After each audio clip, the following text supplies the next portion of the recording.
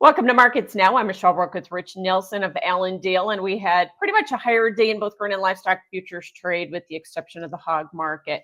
So, Rich, let's dissect this. The corn market seemed to get a push here from some pretty decent weekly exports once again. So, demand continues to be the driver, right? It sure does. And let's be very clear about that. This export side is actually much better than we could expect. Keep in mind, Brazil switched over from being more expensive than us to now cheaper than us on the export side. This has been in place now for 2 weeks.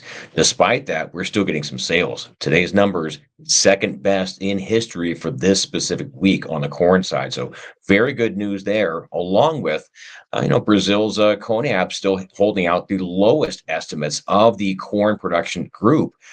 Keep in mind here, it was an increase, but yes, they're still the lowest of all public and private analysts right now. Okay, but Rich, who do you believe here in terms of the numbers coming out of Brazil at this point? Because on corn, they're all over the place.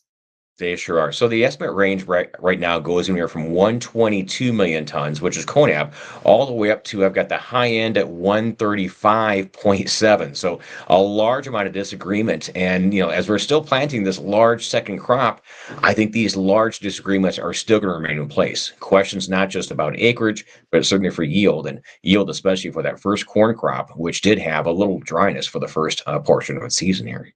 So are we going to need a problem with that second crop corn in Brazil for corn to get above some of these technical resistance areas we keep hitting our head on? We certainly are. And as it stands right now, we really can't get too excited about crop scares yet here for the Brazil discussion on that second crop. Yield determination, they're still being planted right now. So yield determination is still weeks and weeks away. At this time, we don't have any major long-term concerns about future moisture. And heck, even in the fact that they have seen about 37% lower than normal moisture in the recent weeks, that still means they're getting about 1 inch of rain per week, which is the normal for Midwest summer. So as far as discussions, we don't yet have that trigger saying we have a threat that the market needs to react on here.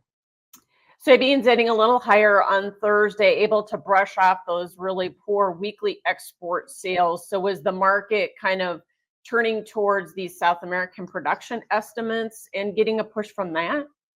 I do think so. Keep in mind as far as this U.S. soybean export sales issue. Now, Brazil's had a price advantage over us for not just weeks, but months.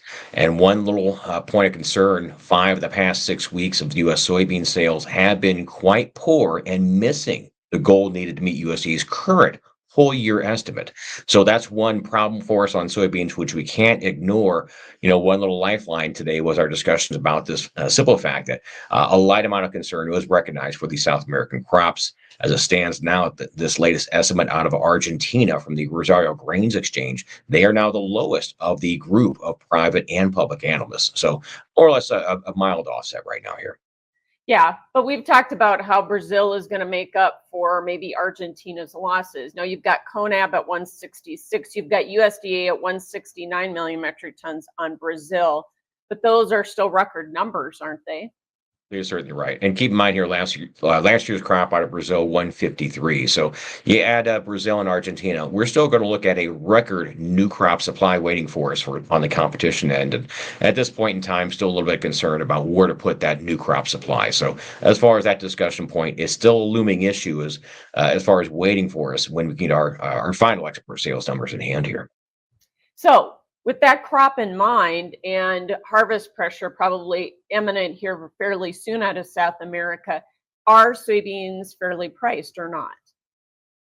In our viewpoint, roughly a good midpoint for soybeans at this balance sheet number that USDA currently has, along with the trade risk discount, is going to be about 1050. So 1050 is our target for nearby futures. We're saying a good midpoint price. And roughly for the next few months, we can probably bounce around from roughly 1020 on the low end, perhaps 1080 on the upper end. So at this point in time, we can say we're more or less fairly priced. We probably will have a little weakness as we go into our spring planting discussion, though. Right. Wheat market was higher, and of course, corn gave us some help. But was that fund short covering yet, or did the market look at that export figure, which was a little better? We would suggest that the wheat side has been supported in recent weeks by hopes and expectations for higher exports. Roughly a $6 Chicago wheat contract, it needs about 50 million bushels of extra U.S. wheat export numbers. And we really hadn't had that confirmed until just now. Today's number for the weekly export sales, as well as last week, we now have 2 weeks in a row, which are confirming a story which this market had already more or less priced in our viewpoint, you add in a little extra, a small piece of cold temperature risk, and that's more or less what we're seeing right now in this wheat market here. Yeah, I was going to ask you, how much weather premium do you think we even have in this wheat market? I really don't think there's any weather premium at all, and I think this trade has become so accustomed to this idea of maybe we need to have a little caution regarding weather situations during winter, which is not really a major determinant of yield. I think that's one major issue we got to point out. Keep in mind, though, our big prime yield determinant, spring rains, that issue is directly ahead. So we'll have a lot of price movement on the wheat side in these coming weeks here.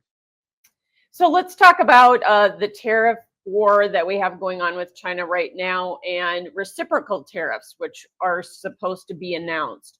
Do you think the markets are handling this news well, and what's ahead, and how might the market handle it going forward? I think that the market has been extremely happy with how well the news flow has happened regarding this tariff issue. We, of course, were bracing for a lot of concerns and a lot of pushback and a lot of negative news on this issue. But as it stands right now, China's current tariffs announced last week, as it stands right now, they do not include specific tariffs for grains, meats, or ethanol. That's one very big positive. And as it stands right now, the new tariffs that Trump has announced this week, which are called the reciprocal tariffs, the trade is right now not expecting that to also include grains. So as it stands, maybe we've got a little better news flow than we expected to see here. Okay. Well, hopefully that's good news because China right now, their import forecasts keep going down. So they really act like they don't really need our product. That sure is right. And there's still a big, big discrepancy between China as well as USDA. Now, on the corn side, they're more or less matched up. USDA currently says 10 million tons of corn imports for China from all countries. China's at 9. The big question is on the soybean side. USDA is way up there at 109 million tons. The Chinese government 94.6. So we do have a lot of unknowns and a lot of things to still figure out these coming months here. Yeah. So cattle back to the plus side here today. And do you think that we're going to be well supported here just because the futures are at such a discount to where the cash trade is? I do think, in my viewpoint at least, that there's quite a bit more downside for this cattle market in front of us. Keep in mind here we have in this case about a $16 break in wholesale beef over 21 days.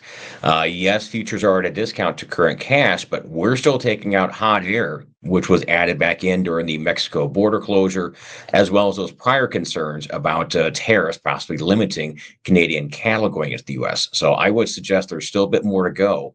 I don't think we'll drop down cash cattle all the way down to 185, the place before the Mexican border was closed. But I do think there's a little bit more downside still left for futures to correctly dial in the coming downside still left in front of us for cash.